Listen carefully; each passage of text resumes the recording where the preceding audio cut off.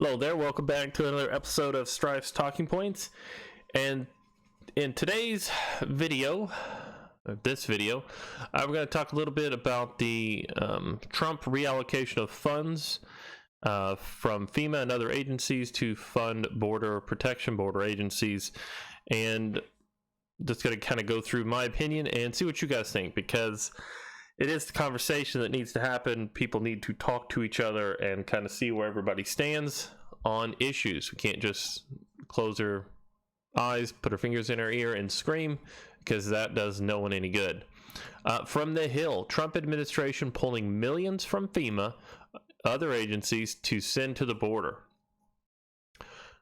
We begin. The Trump administration plans to divert millions of dollars in funds from other agencies to expand its immigration detention capacity and to fund a program to return Central American migrants to Mexico while they await court cases in the U.S. It's not just Central American migrants. Done a little side research, as I always do. There's also the hundreds of African migrants who are flying to Brazil and taking the different ways to migrate up through Mexico into the U.S. Basically, the Trump policy says that if you crossed another country in order to get here, or if you basically that's what it says. If you've crossed other countries to get here, you should have applied in those other countries outside of your own. Meaning these migrant caravans that cross 3, 4, 5 countries, they need to apply for asylum in those countries, and if they're then denied, then they can move towards the U.S. However, they're just saying Central American when there's actually Central African migrants in this group as well. The Department of Homeland Security, DHS, announced in a press release Tuesday that it will reprogram $271 million, 116 for single adult detention beds, and $155 million to cater to the Migrant Protection Protocols Program, MPP, commonly known as Remain in Mexico. I wonder if that's mostly trying to support the camps on the other side. Under MPP, Central American asylum seekers who illegally enter the United States are returned to Mexico while they await their asylum cases proceed in U.S. courts. Oh my God. Some days you just can't do it. The funds will be taken from non-immigration agencies within DHS, including the Federal Emergency Management Agency, FEMA, Disaster Relief Fund, Customs and Border Protection, CBP, Coast Guard, Trent. So basically he's pulling money from everywhere that isn't immigration and border and then dumping it in there. The one that bothers me mostly is FEMA. I actually don't like the idea of pulling money out of FEMA. I will say this because the hurricanes are on the rise. They are coming. They come every year, and they whack large sections of the U.S. coast. It's almost like the weather is cyclical. The news has been reported earlier by multiple outlets. NBC posting program notifications sent to Congress. I actually found the whole thing here on CBS. They actually detail where the money will come from and also talk about what the money will be used for. This was released by Democratic Congresswoman Lucy Roybal Albard, who chairs the House Appropriations Subcommittee on Homeland Security. Of course, when we discuss Homeland Security, if you're on the Democratic side and you want to remain, mainstream, you have to say there isn't an issue with millions of illegal aliens in the country, and there isn't an issue with 100,000 or so every month coming across the border. You can't say there's an issue with that. You have to be against it. When several years ago they were against it, and for whatever reason, it seemed like the people on the Republican side weren't against it. Now, just a flip-flop. See here, in a letter to House Subcommittee, Kevin McLean, dated Friday, House Homeland Appropriations Subcommittee Chairwoman Rep. Lucille, there's her little breakdown, expressed concerns about the steered funds. I object to the use of funds for that purpose because the department has provided no substantiation for a claim that a transfer is necessary. Now, that statement comes after repeated reports about people dying in custody. These people, of course, were emaciated, starving, dehydrated, diseased from the trip across the desert coming from Guatemala, Honduras, Central America, Central Africa. These people have crossed hundreds of miles, thousands of miles, just knowing that all they have to do is cross the line and they win. Now, unfortunately, it's not working that way. It should have never worked that way. Legal immigration is a wonderful thing. Millions of illegals is not. You could look at, even recently with the ICE raids in Mississippi, where they basically pulled out hundreds of illegal aliens that were working at these various factories. And now there's job fairs and hundreds of actual Americans are being able to take these jobs, which I would always be for a impoverished, non-working American getting a job than I would be an illegal alien crossing the country and taking that job. I very much believe that we should look to our own people, our citizens, and try and fix, the man in the mirror thing. Fix the problems you have before you go out and try and help other people, especially people who are overall not obeying the laws in the first place. Sorry. She added in her letter that DHS's transfer of funds was an inappropriate use of the agency's ability to reshape its budget, meant to respond to unforeseen events and circumstances, not to routinely augment an appropriation. Now, we all know that Congress is not going to fund the border appropriately. They can't, they won't, they don't want to do it. They don't want to fund the wall. They don't want to fund ICE detention. They don't want to fund deportations. They're truly, got a little music kick there. They are truly wanting to have it both ways. They're wanting to be able to blame Trump for not doing anything on the border. They're wanting to blame Trump and the Republicans for not doing anything right at the border.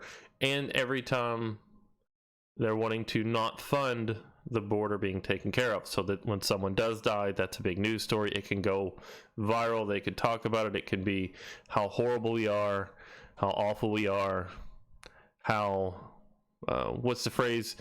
We run these concentration camps that you have to walk yourself into, and all you have to do to leave is walk back the other way. So, no, I still can't believe they call them concentration camps whenever, these are these are people who just don't have to walk into them.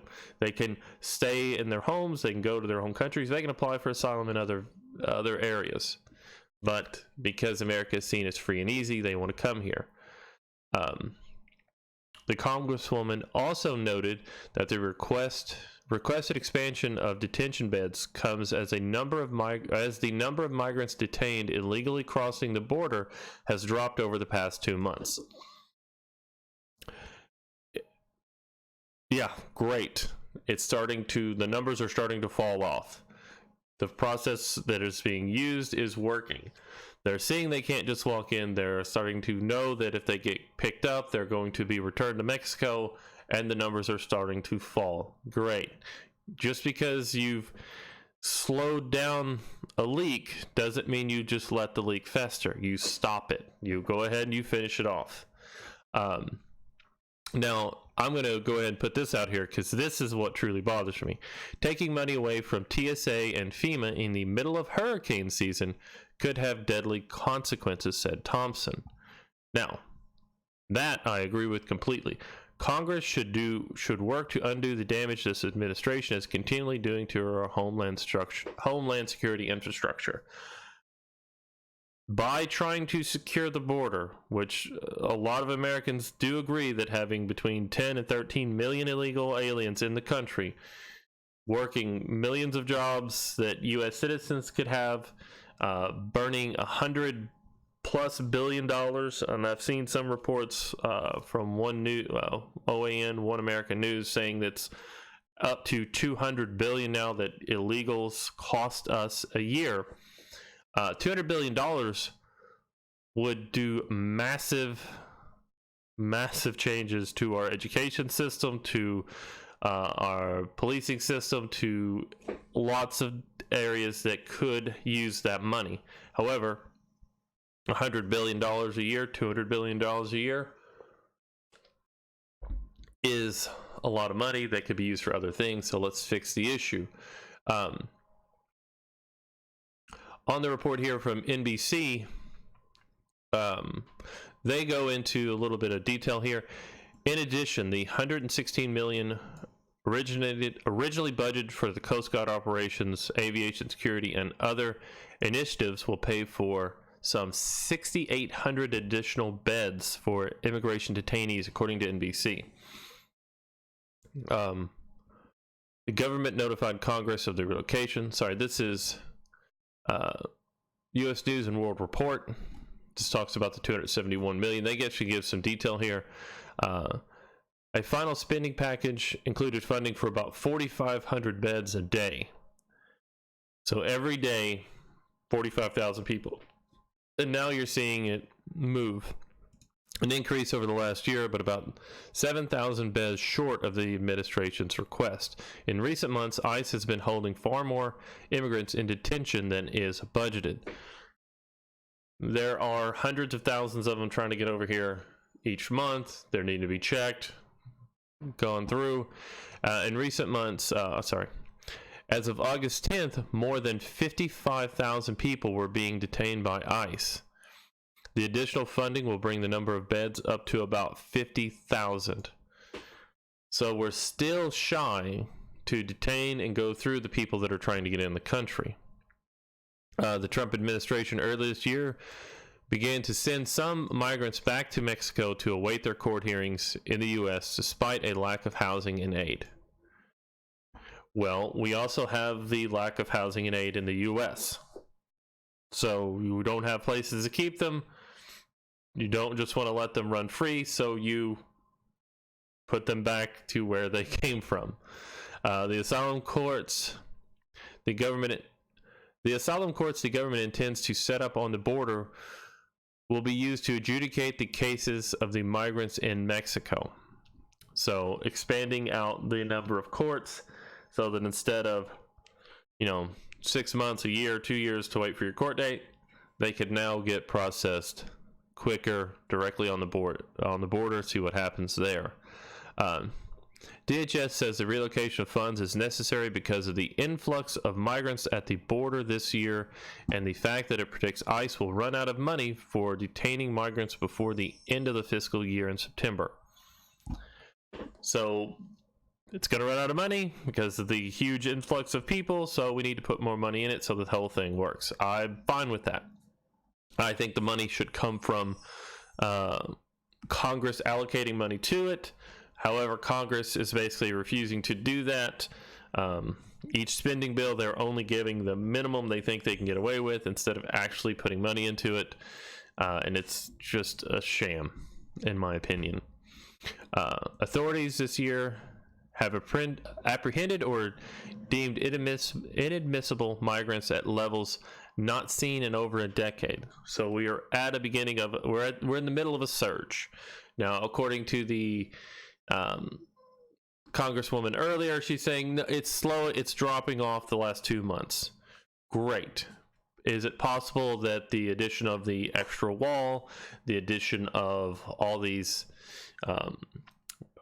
detentions of returning people to Mexico, that now it's starting to get out there that, hey, if you go to the U.S. and they catch you, they're going to put you in a camp, put you back in Mexico, and you have to wait there until you get to see court. And if you're just coming over here because you want, as I've seen in a couple of reports, you want to play on a PlayStation, you want your fancy restaurants, you want these things, you're going to be sent back. Because in the U.S., there's plenty of low-skilled labor, and I do honestly believe that a lot of the more wealthy white liberal people that we see defending this are just wanting these to be a permanent underclass. That's a story I keep crossing over, I keep seeing, where we need a permanent underclass in the U.S. of non-citizens, of just illegal aliens. They want these people to clean their toilets, to mow their yards, to pick up their trash, to do all the work they don't want to do. They don't see that if you have, low wage jobs, there are millions of Americans who are willing to work for that rather than be on welfare and lots of other things. There is a demand for these types of jobs. As a final part of the story, I want to show this. These are a couple pictures here from MSN. They're talking about how Trump has replaced, a couple of, I think it's like 100 miles, it's 100 miles or so of replacement border. They're saying it's not new barrier, it's just changed barrier. And this is one of the images I found of this very stuff. Replacement of existing barriers is underway. It's the caption here. You see the old barrier, you see the new barrier. There's a very interesting picture of this guy standing next to it. Now, I'm not sure how tall this guy is, but let's say he's 5'10". You see this huge wall beside of him with all the barbed wire. Looks very difficult to climb. You see this barrier here that we can easily see miles and miles of running down this line. Well, I'm going to go ahead and tell you now that anyone could sit up on top of this, spin their legs over, and walk across. If you're skinny, you could come right through the middle. No barrier whatsoever versus a fence. You see the size of this fence by comparison to even the other border fence? These are, let's just call these normal average men. 5'6" to 5'10". You see the difference? Something that you could easily crawl under, come over. Hundreds of miles of this stuff being replaced with border fence. I do believe that as this goes up, fewer and fewer people will be able to come over. They'll have to go through legal ports of entry. Granted, I would assume it'll be like we had last year, where migrants try and rush all at once and then get pushed back by border security. But where these things go, it'll be almost impossible for the average person coming over to get through. They will have to try and take legal ports of entry. They'll have to go through cities and towns, and they won't be emaciated, they won't be starving, they won't die of disease. Those are just my thoughts on the video. If you made it this far, thank you for watching. Please like, share, comment, subscribe, share the video. Most of my views come from Facebook shares through Messenger and other avenues like that. YouTube, of course, because I'm a tiny creator doing political stuff, doing news commentary about real issues. They don't want to share it. And I truly do want your opinion on this. Like I said, I'm all for more diverting of funds into this border wall, into the border crisis, into helping care for these people. However, I really, really don't believe it should come from FEMA at the beginning of hurricane season. But let me know what you guys think. Thank you all for listening, and have a great day.